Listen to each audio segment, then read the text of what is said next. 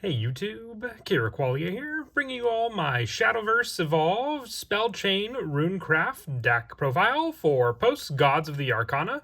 With the 10th booster set for Shadowverse Evolved, we have more Runecraft support that works with the Spellchain mechanic. The Spellchain mechanic deals with how many spells you have in the cemetery, so the more you have, the more you can deal out damage with our main go-to follower, being Giant Chimera, with its spell chain being able to stack more and more depending on how many spells we have in the cemetery, being the deal 30 damage for the main go-to attack that this card can provide, and then just being able to set up more and more of our spells in the cemetery with all the draw power and the discard draw power we have in the deck. So without further ado, let's go ahead and get started with the deck profile.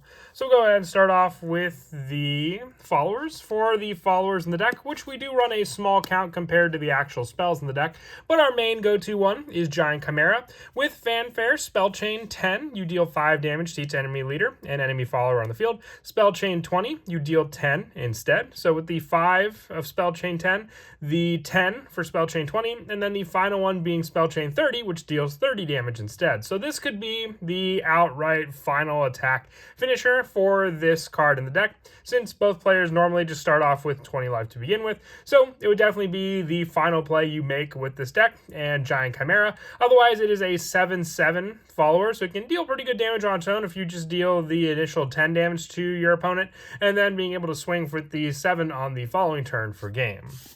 We're also running 2 copies of Rooney Resolute Diviner. This is one of the new cards from the God of Arcana booster set. With Fanfare, you select up to 1 enemy follower on the field. Spellchain 5, deal 3 damage to it. Spellchain 10, deal 2 damage to each enemy leader.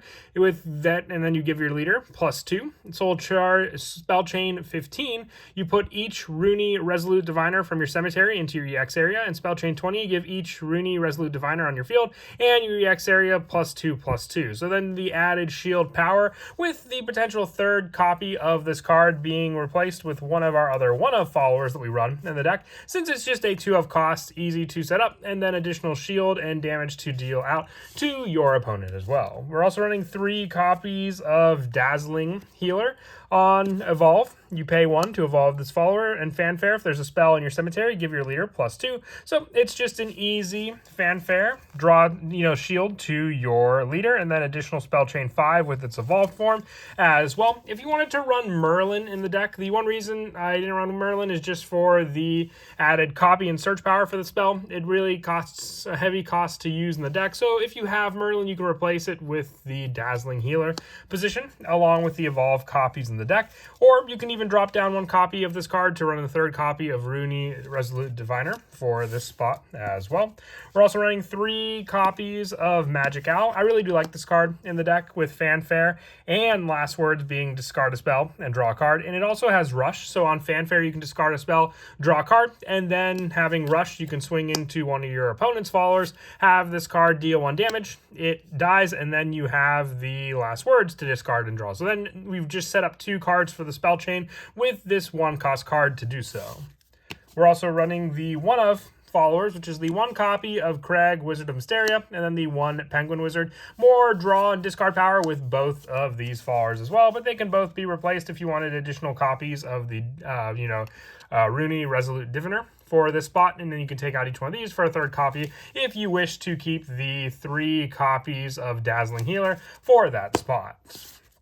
And for the spells, we are running 3 copies of Dimension Shift. When this card is played, you banish 10 spells in your cemetery. This card costs 7 play points to play. Take another turn after this one. So just the additional turn play with this card and the ease of which you can, set up spells. Having an additional turn for what else you could play for the 7 play points comes out with this card being one of the better cards to use late game, because then you'll have your max play points to make use of as well. And then the additional spells you can build up for some of these spell chain with the other cards also with these 7 cost. The lower cost spells that we run in the deck include 3 copies of Insight, just another good turn 1 cost. If we don't go for our Owl play, we can just draw a card off of this cost 1. the 3 copies of Meta Production, with this card being a quick, just like Insight.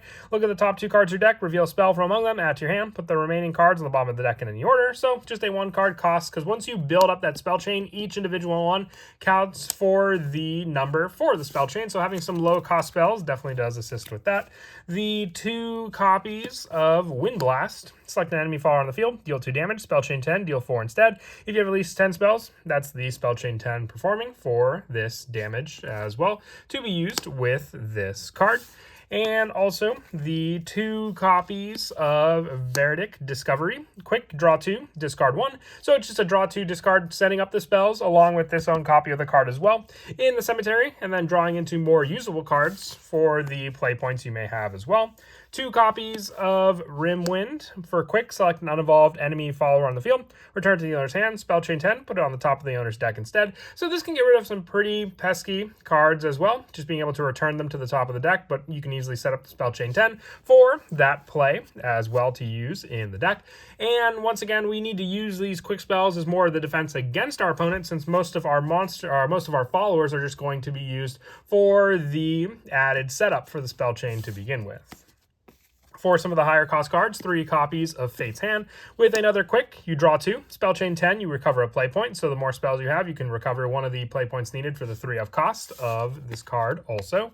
The lower numbers for some of the higher cost cards, before we get to them, we also run the 3 copies of Sorcerer's Cache.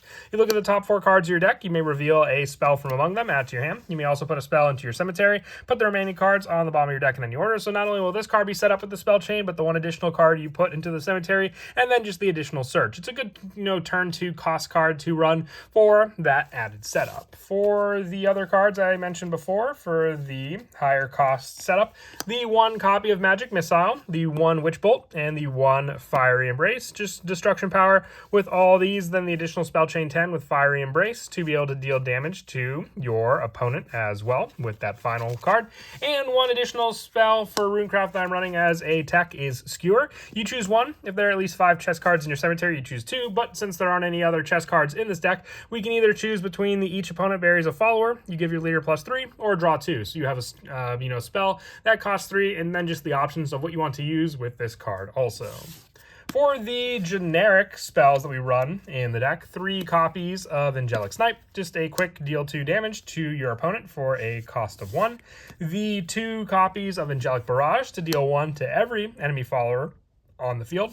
And then lastly, the Trail of Light. For this card, you can initially pay 2 to draw a card, but when it's discarded, you draw a card. So when we run some of our other cards that we run in the deck, especially for the draw 2, like Verdict Discovery, we'll get an additional draw if Trail of Light is one of the cards that we discarded because of it. For the actual Evolve deck, now for the Merlin spot, you can take up some of the other spots for the Evolution, but just to fill in these slots, our main go-to Evolve cards are the Dazzling Healer. On Evolve, Spell Chain 5, giving your leader +2. So the additional fanfare of your original Dazzling Heal and this one can just help to keep your, life up from the initial 20 as well. I have 2 copies of Craig, the Wizard of Mysteria, just because once again you have the 10 fill-up spots in the deck to use. On Evolve, draw a card, discard a card. Same with Penguin Wizard. We only have the 1 copy, but 3 copies of this card for space filling as well. And then just lastly, 2 copies of Sammy's Wizard Apprentice. Once again, we don't have it, but we don't want any of our opponent's cards to potentially flip our cards face up. So we have to just make do with a full Evolve deck also. But that is it for the deck profile. I hope you all enjoyed. Just a quick look at one of my first and original Runecraft decks that I ran from set 1 all the way up to set 10 now. And as always, until next time, please don't forget to leave a like and subscribe. And Kira Qualia out.